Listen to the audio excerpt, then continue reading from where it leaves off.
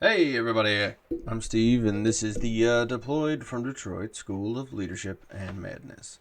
This evening, I'm by myself, and I'm going to be kind of quick because the most I want to do is talk you into watching something else, something I didn't even make, but I am a rabid fan of. And let me switch over to the screen and show you guys.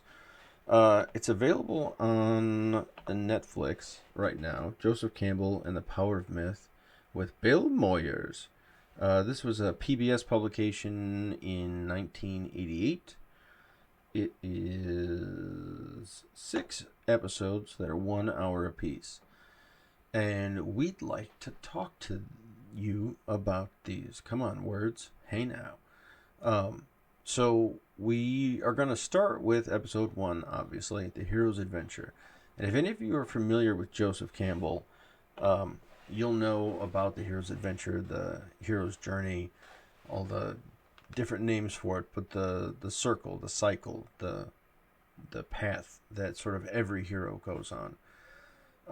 And so we want to talk to you about that and understanding that.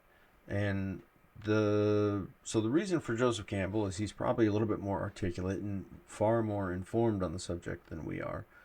Um, I've read everything he's written. Uh, I've read a lot of other stuff as well, but I've read everything this guy's written, and it's it's amazing, and it's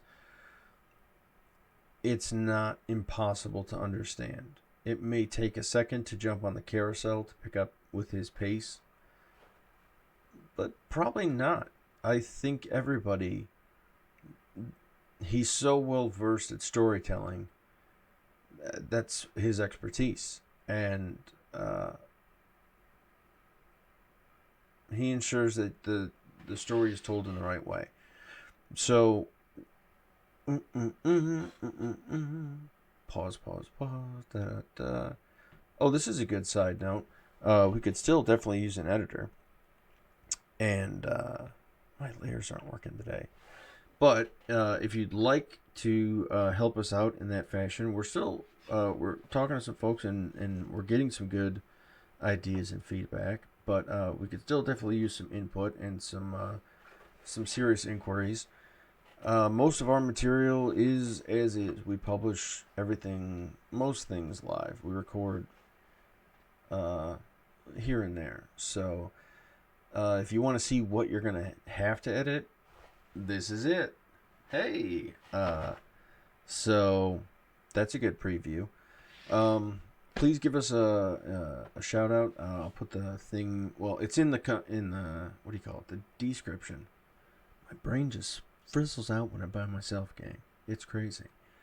Um, dfd.slm at deployedfordetroit.com. And when you edit stuff, you can clip those together so it's more fluid and less, whatever the hell this is. Okay, gang. So back on topic. I was. Oh dear, what's happening? Da da da da da da. Bah. Again, real quick. Joseph Campbell and the Power of Myth on Netflix. I'm sure you can get it in other places. Watch it with us. Episode 1, it's an hour, 58 minutes technically. They mentioned Star Wars a bunch, if that's a selling feature. Because Star Wars, well, George Lucas stole a lot from Joseph Campbell. I steal tons from Joseph Campbell. Dan Harmon steals a bunch from Joseph Campbell. Lots of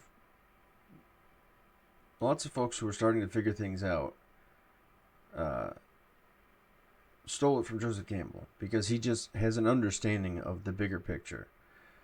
And it's not that he knows what should happen or ought to happen. He's not some cult leader. He's not pushing anything. He's just a teacher telling you how these stories all connect. And all he does is present you with a much bigger world you didn't know you were a part of before. You may have heard these stories in the past, but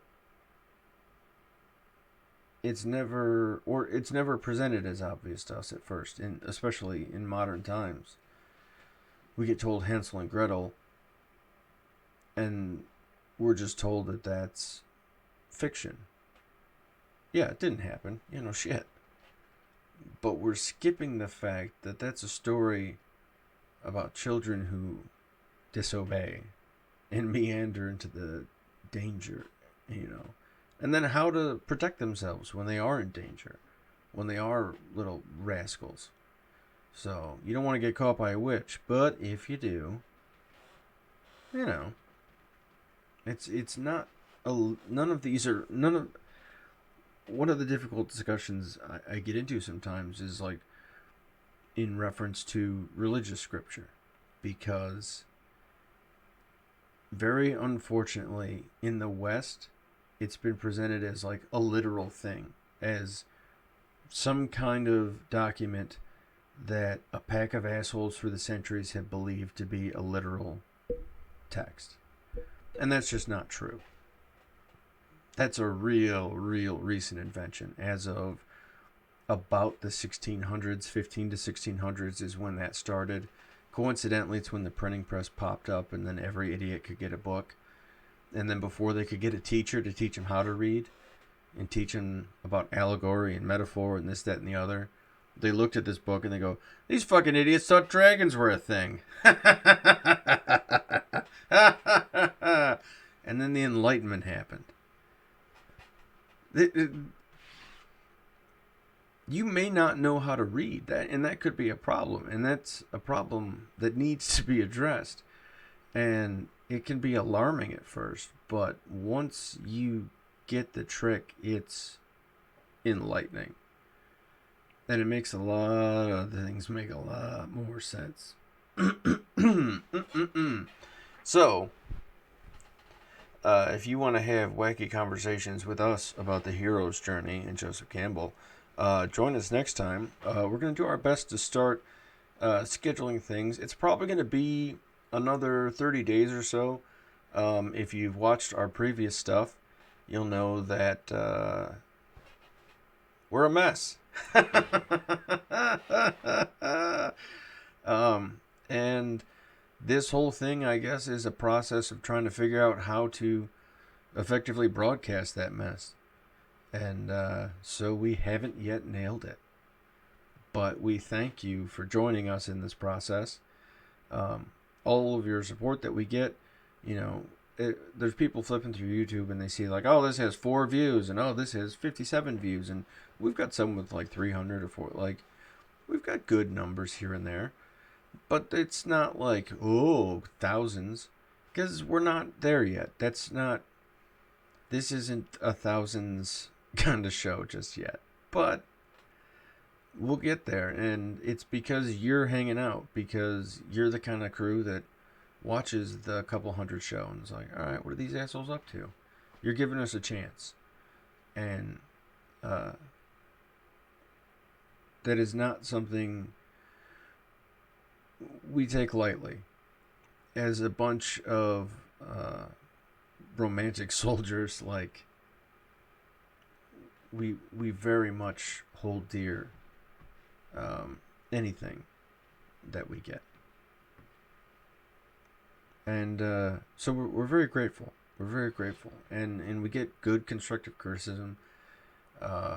We get,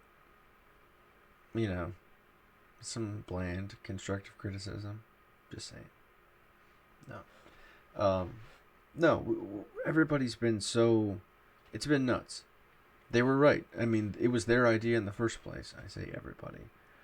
But the people that pushed me in this direction, I think they were right. I think this is the way to do this thing. And so, I definitely appreciate you hanging out throughout this process and helping us grow. If you have any comments, please shoot us an email. I know there's comments here and there, and there's alarms and bells and whistles, but it's a bit much for me, the reading. Oh, I know. I still haven't quite figured out how to get around that bit. But the email I do check, for sure. I can't... All the other stuff spazzes me out, to be honest. Like, I have my phone... I had to take Facebook off my phone because it would just be nonsense for my phone would just vibrate for an hour with bullshit. And I was like, oh, turn off notifications. Oh, okay. So you go in and turn off notifications, but then they update it, and then notifications are back on. It too much for me, too much. And I'm just dyslexic enough to not be able to handle it so hot, and I'm just old enough to not give a fuck to try. So I need to know if you got at me. But definitely follow us on Instagram. We're there, Deployed from Detroit. It's just my Instagram that I turned into the business one, and so you'll see some potentially unflattering pictures when I was like 300 something pounds. Don't take Depakote. That's what those big fat fuck pictures of me are. Do not take Depakote, man. I mean, if you need it, if like you need it, take it. But if you don't need it, there's other shit. But it will inflate you like a motherfucker. So I guess while I got you, I can just kind of chat about what's coming. Because if you got the Joseph Campbell bit, that's what I want. We're going to try and get the gang together, and it's a pain in the ass. You know how everybody is. And everyone will have a chance to talk about what happened and what's going on and how their time in between is going. But yeah, so we've got sort of back catalog of other veterans who are going to jump on and start sharing their story too, and talking about what they've been through and how their experiences just were, I guess. I mean, we could try to teach a lesson in some cases, but in most cases it's just better to know what happened, and that's about as informative as it can get in some cases. We can do our best. Like, I'd love for you to follow us on this Joseph Campbell and the Power of Myth bit. The next set of manuals that we're going to follow, the first one we did was the Army manual. That was in the 80s. The next one was written like 2,000 years ago, 1,500 years ago. So you need to learn how to read and read old books if you want to follow along on that bit. But otherwise, I mean, we're talking about it anyway, so you might as well follow along. And so we're going to follow these manuals, and we're going to follow these interesting topics. But we're still going to interject on the madness bit with how these things sort of feel. So as we get into a historical text, we could get into, say, like Musashi. And is the 5 rings? If I got that wrong, could be 10 rings. Ooh, no, that's the Mandarin. Musashi in the Book of the 5 Rings is semi-spiritual, but mostly military manual. It's a weird kind of blend of the two. And so it might benefit you to be a little bit versed in how to understand the mechanics of what that spiritual vocabulary is trying to say and getting out, because it does have practical application. And it's often shit that you're not going to get until you've experienced a thing. And so the closest you're going to get to experiencing is just starting on that path and trying it out. So, yeah, get to a point.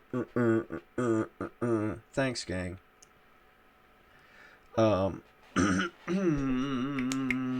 really do appreciate you guys. I say that, and I know everybody says that too.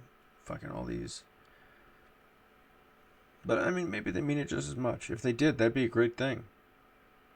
Maybe I'll think about it that way, and then I'll like the world more. Maybe I'll trust people when they say they love you. Fuck, that's kind of overwhelmingly deep for a bit of a segue. Okay, so we don't mind dipping our toe into crazy topics. There's crazy stuff to talk about. There's violence everywhere. And we are well versed in what violence ends up looking like, and how violence goes down, and how violence is executed, and how it's avoided. And you need to pick up some books along the way to kind of nail this, if this is for you. If this is the thing you want to do. And that's not to say serve or don't serve or protest or don't protest or run for office or don't run for office. I don't give a shit what it looks like on the surface of the thing. Because just trying will have an appearance. It will generate its own appearance. So it'll look like something no matter what. So what it looks like doesn't necessarily matter. All that matters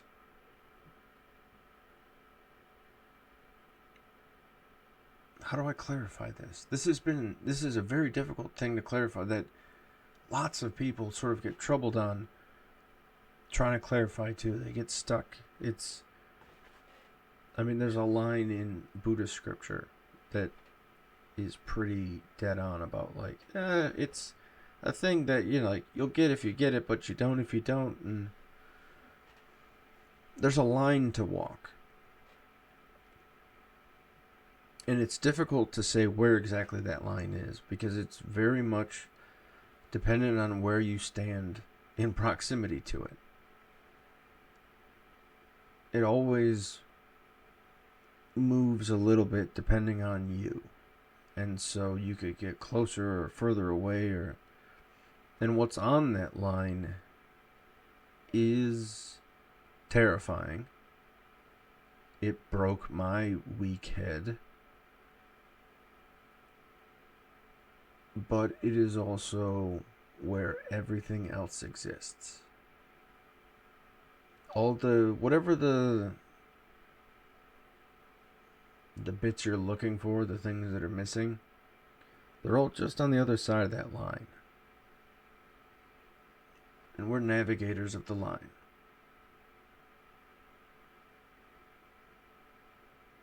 And this is how we navigate. So, follow along, pick up a book or two. I'm dyslexic as all get out. I can only technically speed read. I can't I can't do that shit. I have to look at the whole paragraph and then I can understand it otherwise. But I'm going to show you my library at some point, and you'll be a little bit surprised. Yeah, it's hard, but it's fucking worth it. So just do it. And there's a lot of that. And we're not trying to beat you up because we understand that difficulty is always going to be present. And much of the best metaphor I can come up with is one of water, of being in water. We swim in deep waters. And we've told you in a lot of cases that it's very dangerous out here. Because it is. But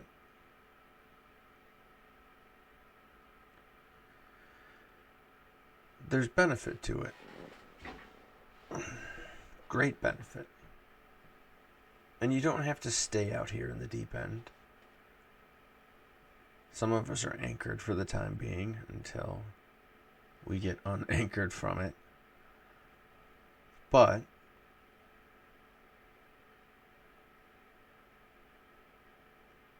that experience will make everything else make sense. It's not until you have that moment in your hands and you're facing it and looking at it that any of it can ever make sense.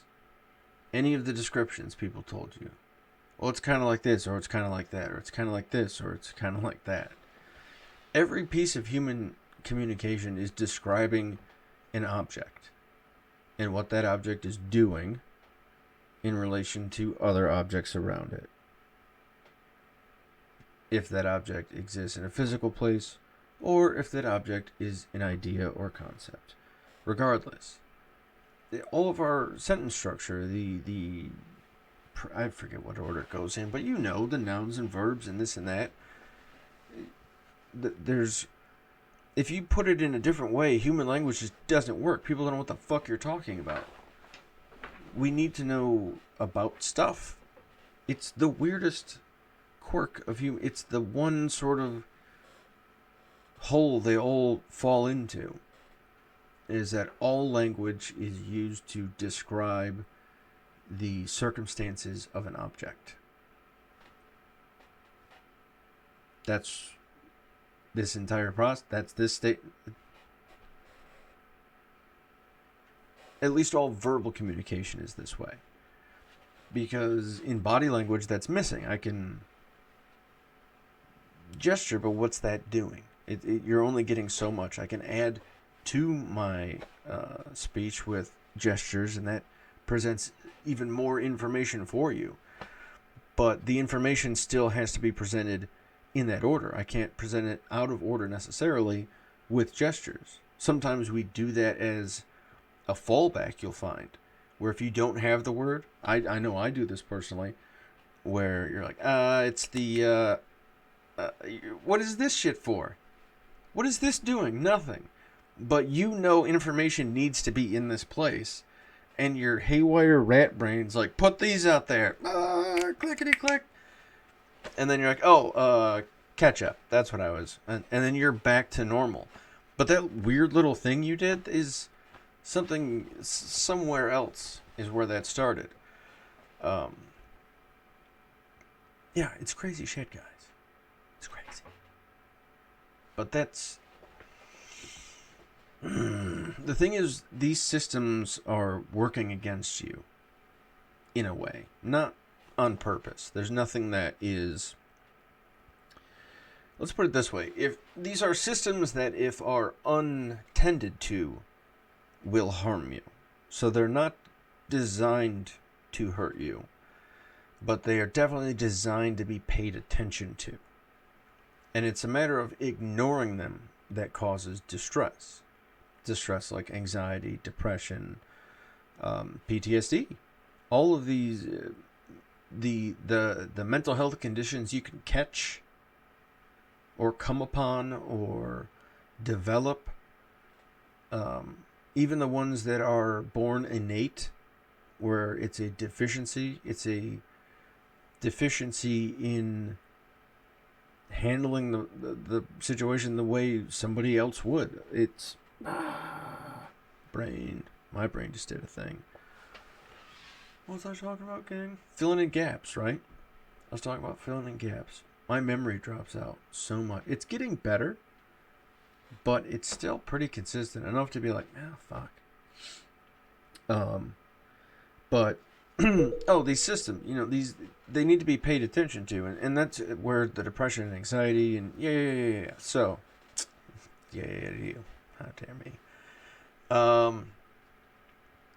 That's where it all comes from. That's the source of suffering. Is giving a shit enough about a thing for it to cause you to suffer.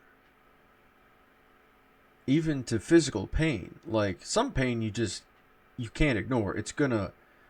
You could pass out, you could do whatever, but I don't know. I have a chronic pain condition, and when it started, like, it hasn't gotten better, but I'm moving around better. When it first started, I'd be in a wheelchair at times because it's insane what it feels like. But then you just get used to, like, well, I guess knives exist between my fingers now. Cool. Oh, awesome. My back feels like loosely stacked cans of tuna with the sides missing or something. There's something fucking gross about my spine. Oh, it made the sound. And it makes a noise that sounds like you broke a sausage in half or something. But I'm kind of used to it. It doesn't get better. I get better. And that's our mental health message if we have one too. It's not that we can rely on these things going away. That's not anything we can say with safety and correctly. We can't say that these conditions are going to disappear. But what we can say is that in the face of this struggle, you are definitely strong enough to get through this. And it's going to suck because these things suck. But on the other end of it, you're going to be a machine, a monster, something powerful if you survive it. And it's just a matter of wanting to.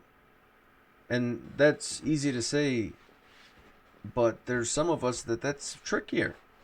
The idea of wanting to live is not necessarily... it gets knocked out of the priority rankings, and it's hard to stack it back up. And so it's tricky to say, like, what the fuck am I doing this for? Yeah, okay, it'll be better then, but then this and that, and you can go through that. Like, that's how that works too. Is you get a good idea, and then you're gonna get 50, 40, because you've been stacking. If you've already gotten to that point, you have all this shit in there anyway. And so you have 40, 50 reasons in your head already making you want to think this way. And then your one new idea is going to change all that? No. No, you need to keep packing shit on there. And you just have to realize that, like, well, fuck, I guess I still want to kill myself today. Hopefully tomorrow's less shitty. And that's the process. And it's the weird part where faith is important. And not the weird sort of perverted, like Stalinist or Marxist or fascist there's there's a Christianist kind of thing going on. This us versus them, which has nothing to do with any verses of the Bible. And usually if you talk to these people, they have no knowledge of the Bible and have rarely cracked the spine. And if they do, they're reading it literally, which is the problem, which is part of why we want you to read the Joseph Campbell, read through his text, but for sure, at least get the idea from this Netflix thing, because it was never meant to be read literally. So if you're reading it literally, you're dumb. And the book itself says that, if you knew how to read. But the problem is you didn't put any effort in. You just bruise through it, and you're like, oh, this says that, and so I gotta do this, and blah. Sorry for putting a fucking accent on it, but I'm a hillbilly, and I've heard that one a lot. There's a lot of this, and we need to shake that out. Because as a hillbilly myself, I'll tell you what, motherfuckers, it's bigger, broader out there. And you don't owe anybody anything at the end. I don't know if that'll make sense to many, but it'll make sense to a few. That this is a process that if you do, you don't owe anybody anything. This is clean. This is the closest thing to salvation I have found. And it's not salvation into anything. It's just from the things that hold you down. Which aren't even there. I got a jacket that's on me. I got, nothing is holding me down. The only thing preventing me from action is myself. And then if I think the only thing preventing my action is not myself, it's others, it's my fear of the actions or reactions of others to my actions. It always points back. And that's really difficult. But that's how you handle mental health. That's how you handle leadership. That's how you handle running your, whatever the hell you're trying to run. That's how you handle anything. Is you have to understand that you're trying to operate a very delicate machine. And some very nice people have taken some time to write some very nice and concise manuals for you. And if you would take a little bit of time to read them and learn how to read them, because there's a lot of fiction that's more important than textbooks. And if you put that in, it changes things. And that's only something, I mean, that might be the only thing I can promise. Like if I were to make promises,